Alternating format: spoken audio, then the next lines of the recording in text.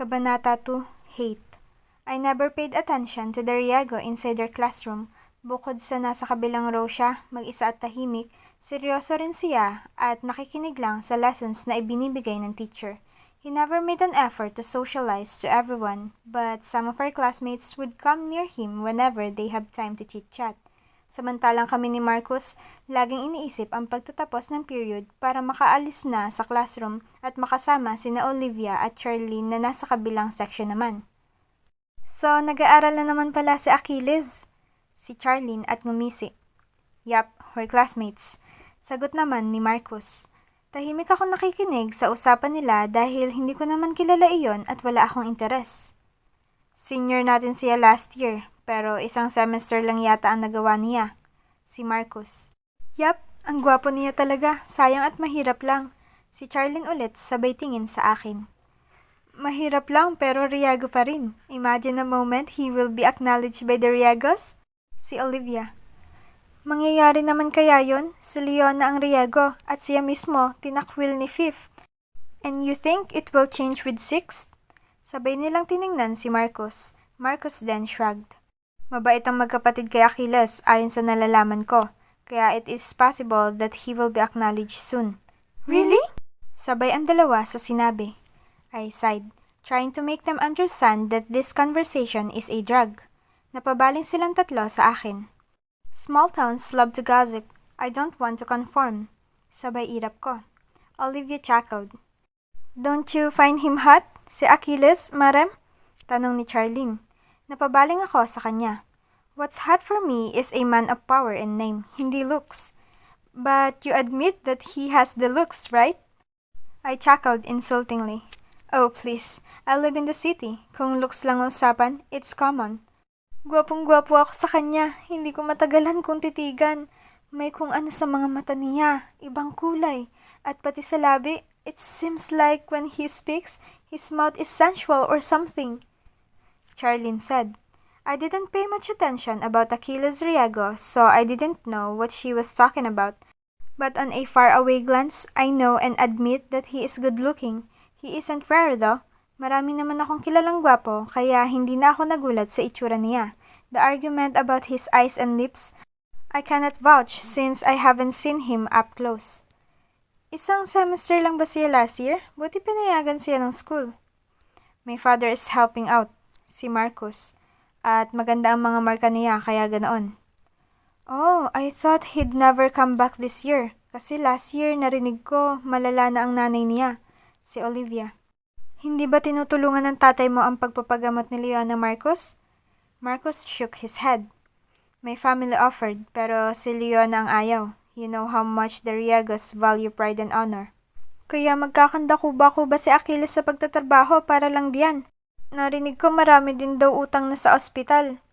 I sighed again because I'm really bored. Look, I know the Riegos are big deal here. Pero yung mga tunay na anak lang ang interesante. Why are you also interested with that Achilles when he's not even a rare commodity? Kahit ilang beses ko na silang sinabihan tungkol doon, tuwing nagkakasama kami, parang laging napupunta ang usapan kay Achilles Riego. He's not even interesting in the classroom. He's like a random tree to me that I only acknowledge when I meet his eyes. Pero kung hindi, parang wala lang. He just doesn't stand out to me. Tuwing tinatawag sa klase, kahit paano nakakasagot naman. Madalas din siyang lumiban sa klase. Sa isang linggo, minsan may isang araw na wala talaga siya. He will always be excused though, because of his situation. The year finished quickly. Sa bakasyon ng sumunod na taon, kinausap na ako ni Mama at Papa tungkol kay Vince Adler Hidalgo. Mabuti na lang at hindi naman ganoon ka-particular si Papa kaya hindi niya gaano kasuportado ang gusto ni Mama. Mama can't stop talking about a party she wants to do after the complete renovation of the newly acquired property near our hotel. Yun lang yata ang pinunta ng parents ko doon dahil sa sumunod na linggo, umalis agad sila para sa trabaho. Bumuntong hininga ako habang naglalakad sa bakuran ng mga merkadehas. I still don't have any vacation plans for this year because my parents are busy with our businesses so I'm here stuck. The Mercadejas mansion is less boring than our state. Kahit pa wala ang tita Domitilla. Bilin po ni senyora na pwede kang pumili ng alin sa mga kabayo sa kwadra. Sambit ng kasambahay na siyang dumadalo sa akin tuwing wala si tita. Bumuntong hininga ulit ako. Kung sana ay hindi umuwi si mama at papa last week, sinama na sana ako ni tita sa Maynila ng isang araw. Nakakainis naman. Kaya mas lalo akong boring kasi wala si tita. Okay. Sambit ko habang palapit sa kwadra. Nakapagpaalam ako kahapon na manghihiram ng kabayo sa mga kwadra nila.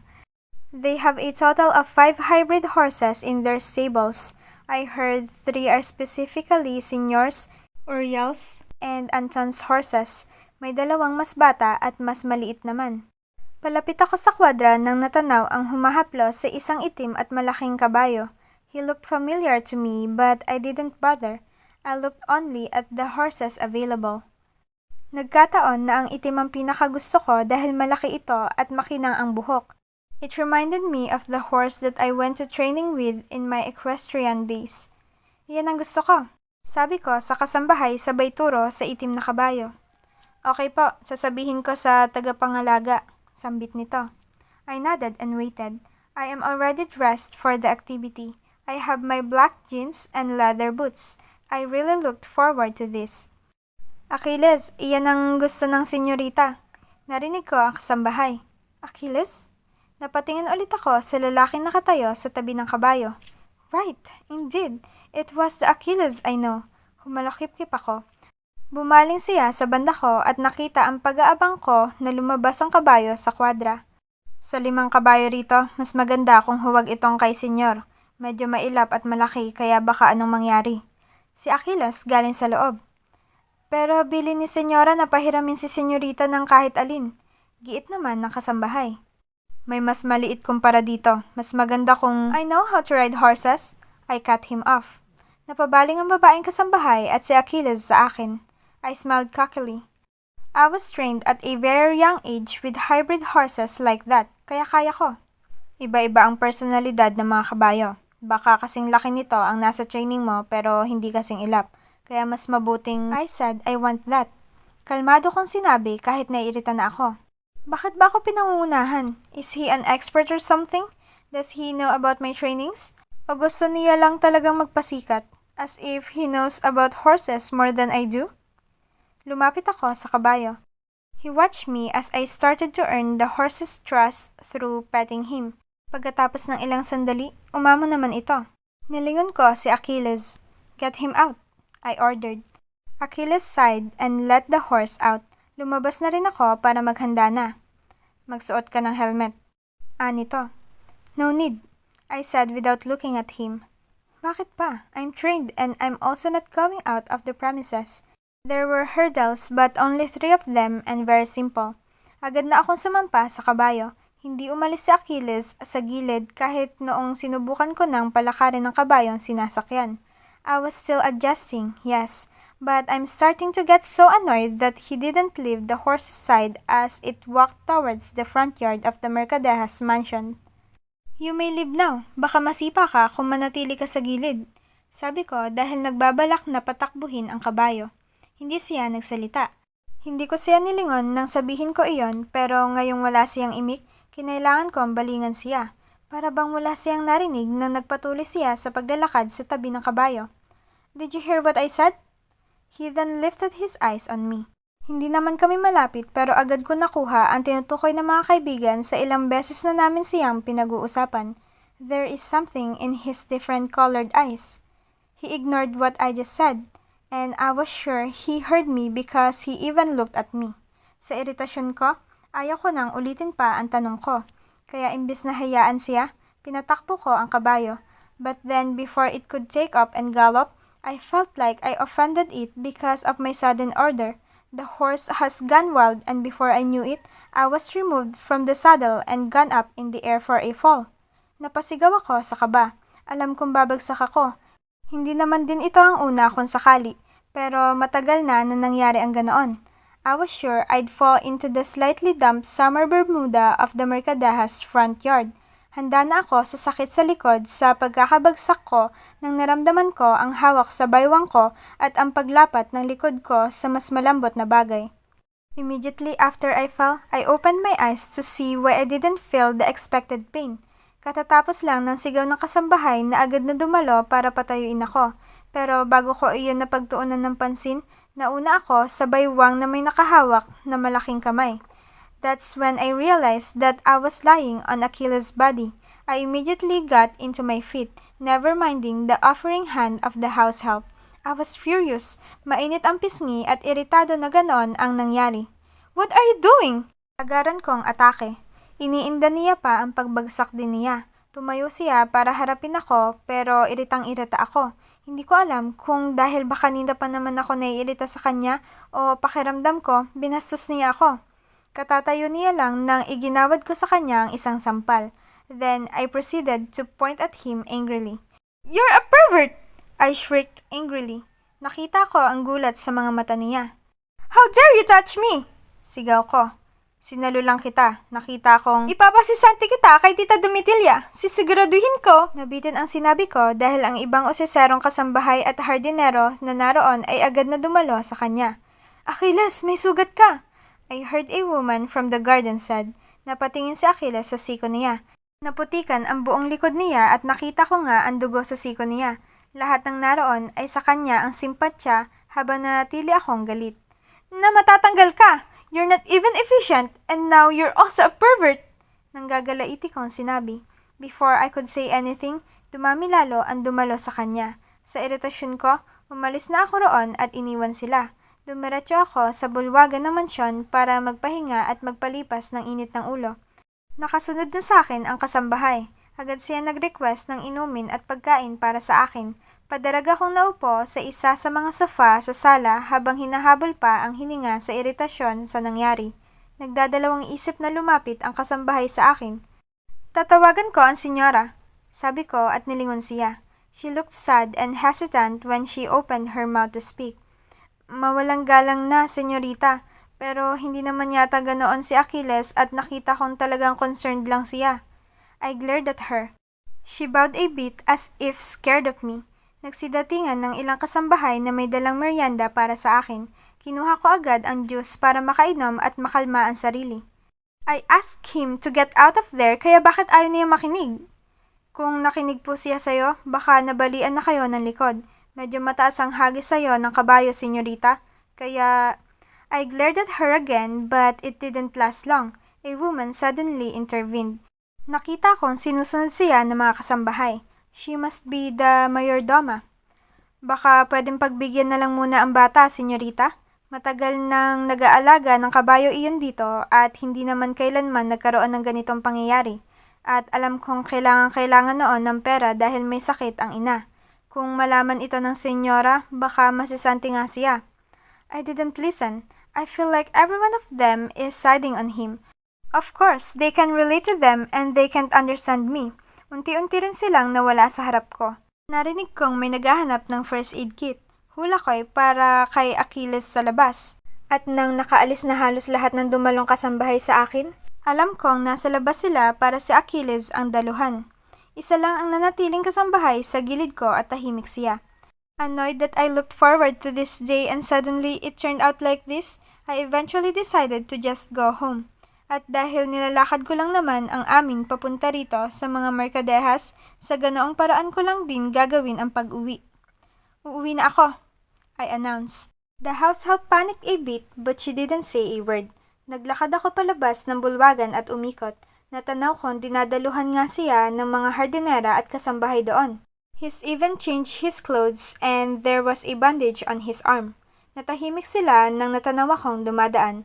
Diniretso ko na lang ang tingin ko at agad nang umalis. Lumiko ako sa duyan at nang nakaabot na sa hinagda ng bato, mabilis akong bumaba. Now what? I'll just go home and sleep. Bukas, plano ko sanang bumalik at ganoon pa rin ang gagawin pero nawalan na ako ng gana. Mabibigat ang bawat hakbang ko sa buhangin sa iritasyon at galit sa nasirang mga plano. Iyon na nga lang ang libangan ko, ngayon nawala pa. Ilang hakbang pa lang, narinig ko na ang pagbaba ng kung sino sa hinagda ng bato. Nilingon ko kung sino at nang nakita kong si Achilles ang naroon, kinabahan ako. It was not a particularly scared kind of nervous. It was more of an awkward kind. Ayaw kong magkita kami, at lalong ayaw kong sa ganito na kami lang. At bakit naman siya sumunod? Kahit anong tanong ko noon, alam ko sa sarili kong mahuhulaan ko na agad iyon. Pasensya na, he called as I walked faster. Hindi ko siya nilingon pero base sa tinig niya, malayo ang agwat namin. It was as if he didn't really want to stalk me but he had to talk to me so he's doing it. Hindi ko sinadya yun. Kilala ko lang ang kabayo at alam ko na kay senior lang iyon na amo kapag sinasakyan. Kaya hindi kita maiwan kanina dahil nag-aalala ako. I gritted my teeth and remained walking. Meanwhile, his words are almost drowned by the waves. Siguro ay tumigil siya sa paglalakad. Pasensya na, he said, then his words grew louder. Napabaling tuloy ako at nakita kong naglakad ulit siya para abutan ako. He stopped when he saw me looking at him. Ayaw kong masisante, sinalo lang kita kanina dahil nakita ko ang pagkakahagis sa'yo. Kung nabastos ka sa ginawa ko, pasensya na. Wala akong intensyon na ganoon at lalong wala akong interes na hawakan ka. I know what he meant, but his last sentence kind of insulted me a bit. Sasabihin ko rin sa senyora ang nangyari para ako na ang magsasabi. Sabi ko at inignora siya, nagpatuloy ako sa paglalakad. He didn't stalk me after that. Hindi ko na rin siya nilingon. Kadarating ko lang sa bahay, tawag na agad ni senyora ang sumalubong sa akin. Aniyay nabanggit na raw ng mayordoma ang nangyari. I explained to her what happened and that was all. Inimbitahan niya ulit ako bukas sa kanila kahit nawala siya pero tumanggi na ako. What happened a while ago left a bad taste on my mouth so I didn't do it again. Inimbitahan ko na lang ang mga kaibigan ko sa bahay, nilibang ang sarili sa hotel sa mga sumunod na linggo, at pumunta sa mga kaibigan tuwing sila naman ang nag-iimbita. Totoo bang nasisanti raw si Achilles dahil sa'yo? Tanong ni Olivia habang nakahiga kami sa lounger sa labas ng mansyon namin. Inangat ko ang sunglasses ko at nilingon ang katabi. Nasisante? I asked. Oo raw, sa Mercadejas inalis daw siya sa trabaho. Anito. Palapit na si Charlene samantalang si Marcos ay nanatili sa dagat, nagkayak. Inalis siya? Hindi pa rin ako makapaniwala. Hindi naman kasi nagsabi si senyora na aalisin niya si Achilles. Oo raw, usap-usapan sa mga kasambahay namin. Ang sabi, sinalo ka raw sa pagbagsak sa kabayo tapos nagalit ka? Umirap ako at binalik ang sunglasses. Hinawakan niya ako chancing, at hindi ko naman sinabing sisantihin siya. Pero mabilis magtanggal ng trabahante si senyora basta may atraso. Kawawa naman. Si Olivia. Hindi ako umimik. Baka nagkamali ka lang. Kawawa naman ng tao na nagtatrabaho lang naman. Sinalo ka niya. Alangan namang hindi ka mahawakan. Si Charlene at ngumisi. Kung nagkamali man ako, hindi ko naman siya pinasisante, kaya hindi ko na problema yon. I said, pointing that one out. Nagkatinginan ang dalawa. Pino-offeran ko nga kay daddy na sa amin magtrabaho. Mukhang hirap na siya sa sakit na nanay niya. Baka hindi na naman yun mag-aral next year. Si Olivia. Then that's great. May solusyon naman pala. I said cold-heartedly, trying hard not to think about it. It isn't my fault. I didn't ask for him to get fired. Oo, at nagbanta ako pero wala akong sinabi kay Tita Domitilla na tanggalin siya sa trabaho. Alam ko rin may pagka-istrikta si tita sa mga trabahante niya at siguro dahil importante niya akong bisita, naging malaki ang parusa para kay Achilles. But I refuse to believe that it's my fault. It isn't. Sa sobrang bored ko, sumaya pa ako nang natapos ang bakasyon at sa wakas ay eskwela na ulit. Somehow, seeing moving people and hearing them talk comforts me. Kaysa naman mag-isa ako sa bahay at walang naririnig kundi ang alon ng dagat. Alam ko na agad kung bakit pinipili ni Mon na magtrabaho sa hotel kahit tigalinis lang ng pool. Classmate natin ang ingratang yun. Ang sama ng ugali. Ang malas natin. Naririnig ko habang binabasa ang pangalan ko sa pintuan. Sa taong iyon, nahiwalay ako kay Marcos. Hindi ko rin kaklase si Olivia at Charlene. Medyo naalarma ako pero pakiramdam ko kahit paano nakapag-adjust na naman ako kaya kaya kong mag-isa sa isang classroom. Isa pa, makikita ko pa rin naman ang mga kaibigan tuwing break. Pumasok ako sa classroom at nakita ang usap-usapan ng mga kaklase. They are all looking at me like I was bringing a plague. Ayan na ang maldita. Nasisanti si Achilles dahil sa kanya. Akala niya naman ang ganda-ganda niya para... Binabaan nila ang boses nila nang nakitang bumaling ako. Alam kong ako ang pinag-uusapan dahil sino pa nga ba ang dahilan ng pagkakasisante ni Achilles? Imbes na sagutin, tahimik lang ako. I don't want to waste my time with them. Besides, I don't even know them. I don't want any commotion, so I just chose a chair so far. Yun din naman ang i-assign sa akin dahil matangkad ako kumpara sa mga nandito. I sat on my chair as I hear some of their murmurs. May ilang lalaki rin na bumabaling sa akin. May ilang tinutokso at naririnig ko na crush daw ako. I looked at them and immediately regret that I wished for it to be school days. This year will be hell. Lalo pa nang pumasok si Achilles sa classroom namin. Narinig ko ang anyaya ng ilang kaklase namin na doon siya maupo sa tabi nila. Achilles, dito ka! Our eyes met. Nakita ko agad ang pagliko niya. Tila ba iniiwasan ang row ko. Umirap ako at tiningnan na lang ang hinandang homeroom notebook. As if ikaw lang ang gustong umiwas. Ayaw ko rin sa'yo, no? At ang malas naman talaga, nakaklase ko siya. And I thought he'd stop this year. Kalaunan, dumating ang advisor namin. Inayos na ang mga upuan namin. Nasa gitna si Achilles gaya ng gusto ng mga nagtawag sa kanya kanina. Kaya lang, matangkad siya kaya i-assign siya ng advisor sa ibang upuan. I remained on my seat. The advisor concluded that it was perfect for me. I think so too. Not until she also realized that the seat beside me is perfect for Achilles. Natahimik ang mga kaklase ko. Alam kong pinag-uusapan na nila ako habang unti-unting lumalapit si Achilles sa katabing upuan ko. He then sat beside me. The chair moved farther a bit from me. Napabaling ako sa kaunting distansya namin bago unti-unting inangat ang tingin sa kanya. Natili ang mga mata niya sa harap para bang ayaw akong tingnan. Huwag kang mag-alala, ayaw ko rin katabi ka, sambit ko. He didn't say a word. I actually expected him to fire back something harsher. After all, he was fired from his work that summer because of me. And now, I gave him a nasty remark. But he didn't say anything. It was even as if he didn't hear anything. Hindi ko alam kung bakit mas lalo lang akong naiirita. Para tuloy mas gusto ko na magsalita siya kaysa sa tahimik at walang imik sa mga sinasabi ko. You know, I'm not plastic. If I hate someone, you'd see it in my face. And I also know when people hate me. So you don't have to pretend when I'm around.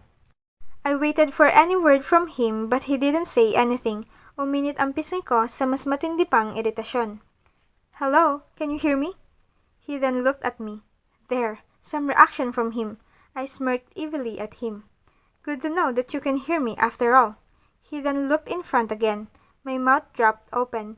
Hindi naman talaga ako mabait. Pero hindi ko maalala kung kailan ako inignora ng kahit sinong lalaki man o babae. I was literally talking to him and he knew. He was listening but he chose to treat me like I'm nothing but a ghost. Are you that mad at me that you chose to ignore me? Hindi pa rin siya kumibo. Or is that your way to make papansin? Kunwari snub pero ang totoo gusto magpapansin? Nilingon niya ako. Ano ba ang gusto mong maging reaksyon ko sa mga sinasabi mo? Natigilan ako. Hindi inasahan na magsasalita pa siya. Akala ko paninindigan niya ang katahimikan. At ikaw, akala ko ba ayaw mo sa akin? Bakit patuloy mo akong kinakausap? Iyan ba ang paraan mo para magpapansin? My eyes widened. The nerve of him to say that! I laughed mockingly at his extremely funny joke. Ako? Sabay hawak sa dibdib ko. Magpapapansin sa'yo? Sino ka ba sa akala mo? Then shut the fuck up, he said and looked in front.